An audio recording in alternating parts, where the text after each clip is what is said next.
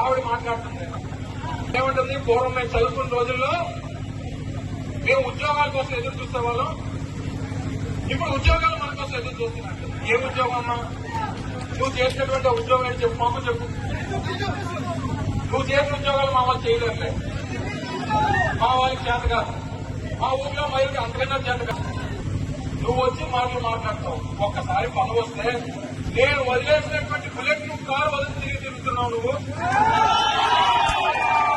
నేను వాడి వదిలేసినటువంటి నా బుల్లెట్ ప్రూఫ్ కారు నువ్వు వాడితో నా గురించి మాట్లాడుతున్నా. నీకు తెరవ ఏమైనా ఉందా అని అడుగుతావు, ఉందా అని అడుగుతా ఉన్నా.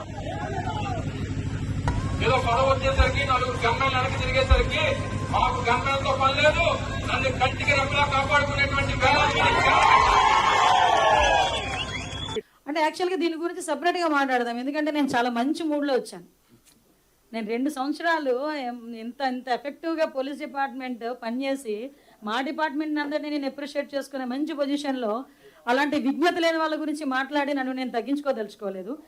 కానీ మాట్లాడతా, చెప్తున్నా, కానీ మాట్లాడతా, ఒక ప్లాట్ఫామ్ మీద మాట్లాడతా. కానీ ఇది కాదు ఆ ప్లాట్ఫామ్. ఇది నా డిపార్ట్మెంట్ ప్రైడ్, నా డిపార్ట్మెంట్ 2 సంవత్సరాల కష్టం. ఈ కష్టానికి ఈ ప్రైడ్కి సంబంధించి ఎవడో విజ్ఞత లేని వాళ్ళు మాట్లాడితే దాని గురించి ఈ ప్లాట్ఫామ్ మీద సమాధానం చెప్పను, వేరే ప్లాట్ఫామ్ మీద అతి తొందరలో సమాధానం చెప్తా. కానీ ఇది సందర్భంగా దయచేసి నాకు అది వదిలేయండి. ఎందుకంటే దాని గురించి మాట్లాడితే ఇదంతా ఒకే వెళ్ళిపోద్ది. నా 2 సంవత్సరాలు నా డిపార్ట్మెంట్ కష్టం. ఇది చాలా కష్టపడ్డా.